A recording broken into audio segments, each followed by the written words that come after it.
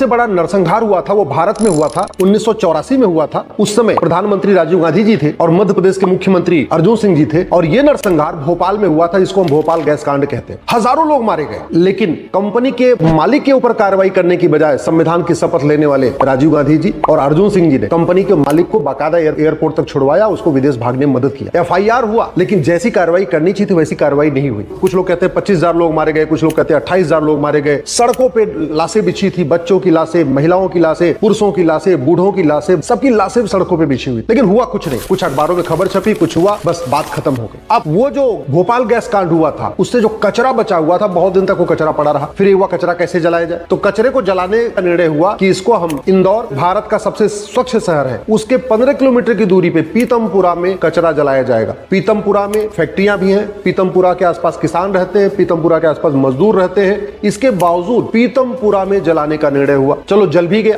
जलने के बाद जब जांच हुई तो पता चला कि जो राख है उसमें, पता चला उसमें बहुत सारा जहरीली चीजें हैं। तो फिर ये कचरे की राख कहां जलाया जाए, ये हुआ कि इसको भी यहीं पीतमपुरा में ही दफना देंगे। मामला कोर्ट में गया। इंदौर की एक संस्था है विश्वम के जो फाउंडर अध्यक्ष है पारस जैन, वो लोग भी हाई कोर्ट गए। उन्होंने कहा साहब देखो, यहाँ पे इंसान भी रहते हैं, यहाँ जानवर भी रहते हैं, यहाँ पे ग्राउंड वाटर भी है, यहाँ पे पेड़ पौधे भी हैं। कृपया इस कचरे के जो राख है इसको यहाँ मत रखिए, इसकी वजह से ग्राउंड वाटर भी खराब होगा, एयर पोल्यूशन भी होगा, वाटर पोल्यूशन भी होगा, नॉइज पोल्यूशन भी होगा। कल को भूकंप आ गया, कल को कोई और दिक्कत आ गई, पता चला जो कचरे को डंप करके रखा जाएगा और वो जाके पानी में मिक्स हो जाएगा, फिर केवल पीतमपुरा नहीं बल्कि इसका असर इंदौर तक होगा। फिर हाई कोर्ट ने कहा कि ठीक है, आप और भी एरिया के बारे में पता करिए। जो संस्था विश्वम की तरफ से सुझाया गया, पारस जैन की तरफ से कहा गया है कि आप इसको बाड़मेर ले जाइए या पोखरण ले जाइए, कच्छ ले जाइए, ऐसी जगह ले जाइए जहां न तो ग्राउंड वाटर है, न वहां पे वनस्पतियां हैं, न बगीचे हैं, न पेड़ पौधे हैं, न इंसान रहते, न जानवर रहते। ऐसी जगह पे ले जाइए, वहीं इसको, इस कचरे की राख को वहां डंप कर दीजिए।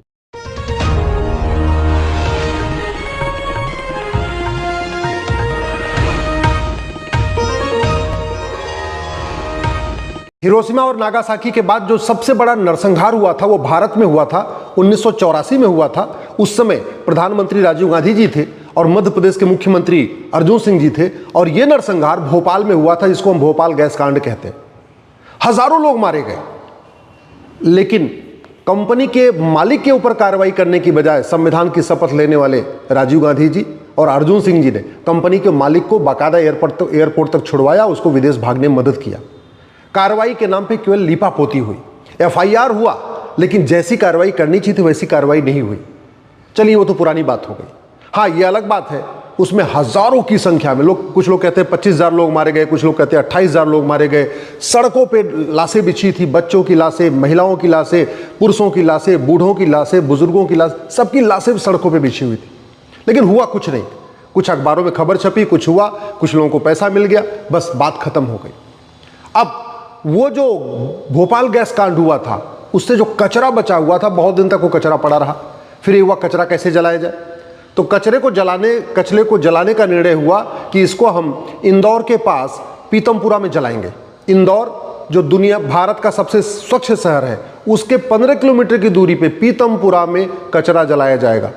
पीतमपुरा में फैक्ट्रियां भी हैं, पीतमपुरा के आसपास किसान रहते हैं, पीतमपुरा के आसपास मजदूर रहते हैं, वहाँ अच्छी खासी टाउनशिप है, बड़ी संख्या में लोग रहते हैं। इसके बावजूद पीतमपुरा में जलाने का निर्णय हुआ। चलो जल भी गया।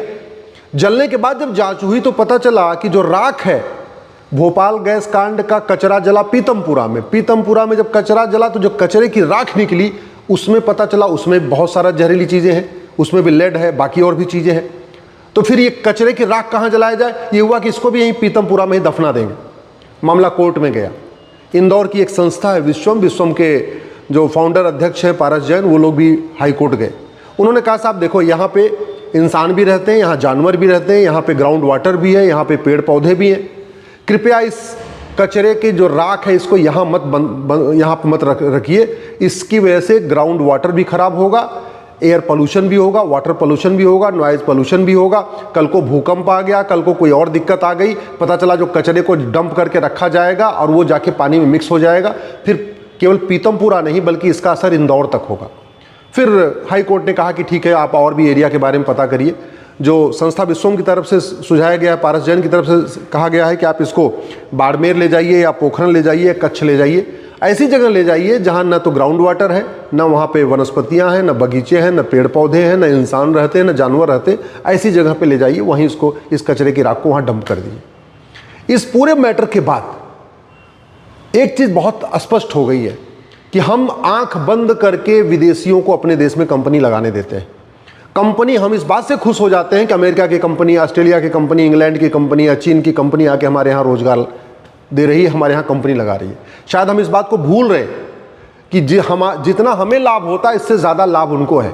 जितने भी विकसित देश हैं, चाहे अमेरिका हो, चाहे चीन हो, चाहे ऑस्ट्रेलिया हो, चाहे और भी जो कनाडा है, वो अपना हवा बचा रहे हैं, अपना पानी बचा रहे हैं, अपनी ज़मीन बचा रहे हैं। और जितने भी पॉल्यूशन फैलाने वाले उद्योग हैं, उन सब को या तो बांग्लादेश ले जा रहे हैं, या तो पाकिस्तान ले जा रहे हैं, या तो भारत में ले आ रहे हैं। एक तरीके से वो कूड़े वाला काम है, जो कचरे वाला काम है, वो सारा का सारा कचरे वाला काम अपने यहाँ से शिफ्ट कर रहे हैं, जिससे उनका ग्राउंड वाटर भी बचा रहे, उनका एयर भी, उनका हवा भी शुद्ध रहे, उनका पानी भी शुद्ध रहे, और उनको आने वाले टाइम में कोई दिक्कत ना आए।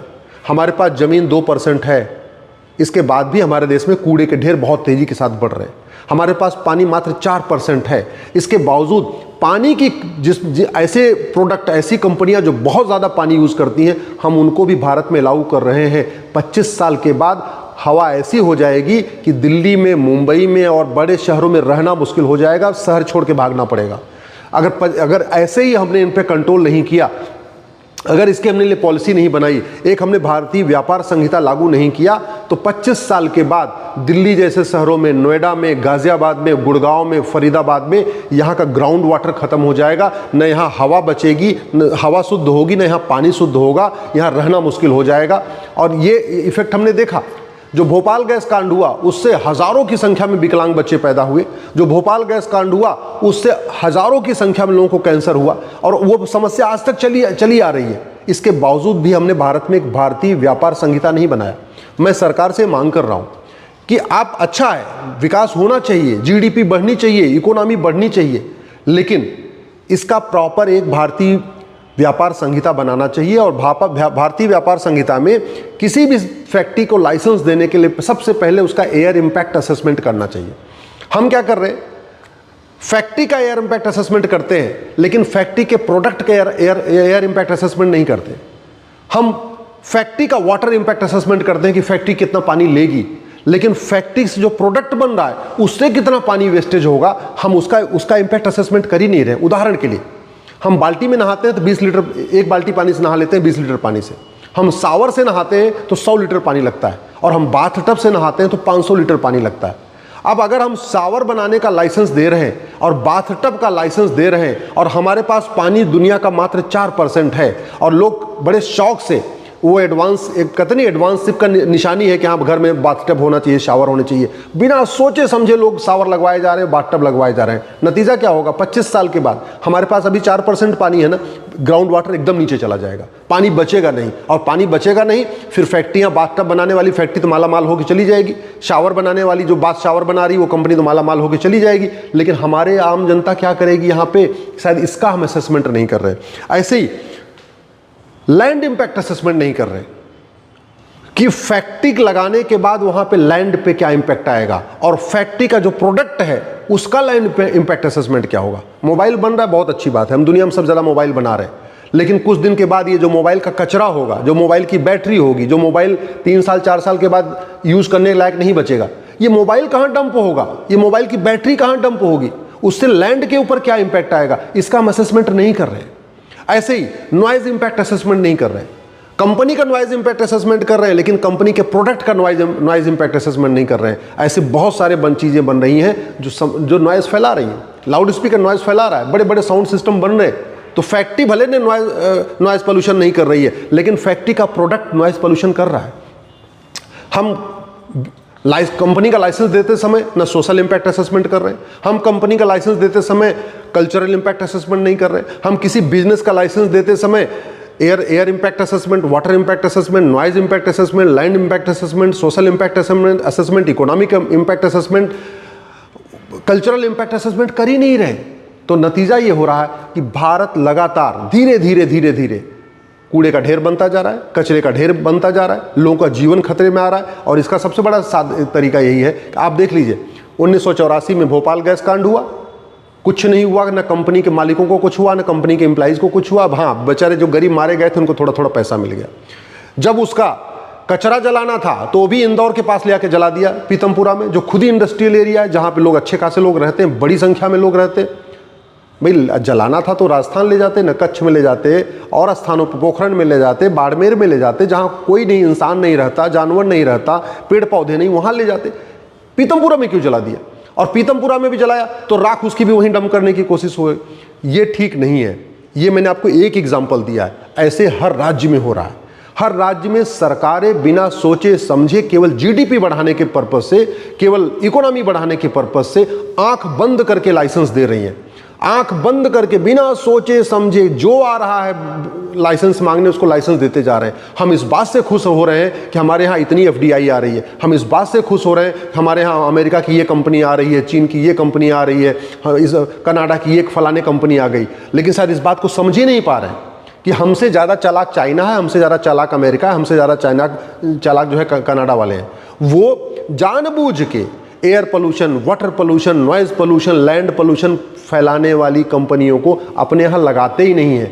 वो जितनी पोल्यूशन फैलाने वाली कंपनियां हैं या ऐसे प्रोडक्ट जिससे पोल्यूशन ज़्यादा होता है, उसको भी अपने यहाँ नहीं लगाते। बाकायदा वो कंपनी भारत में लगाते हैं, अपने यहाँ नहीं लगाते। क्यों? क्योंकि उनको पता है कि 20-25 साल के बाद इन कंपनियों का इम्पैक्ट लोगों को दिखाई पड़ेगा। भोपाल में गैस कांड हुआ तो दिखाई पड़ा। ऐसे बहुत सारे अलग अलग कंपनियां हैं जिसका इम्पैक्ट धीरे धीरे धीरे धीरे हमें दिखाई पड़ेगा। लेकिन जब तक दिखाई पड़ेगा, जब तक समझ में आएगा, तब तक न हवा यहाँ रहने लायक बचेगी, न पानी रहने लायक बचेगा, न जमीन रहने लायक बचेगा। कैंसर की बीमारी बढ़ चुकी होगी, बीपी की बीमारी बढ़ चुकी होगी, कोलेस्ट्रॉल लोगों को बढ़ चुका होगा, थायराइड बढ़ चुका होगा।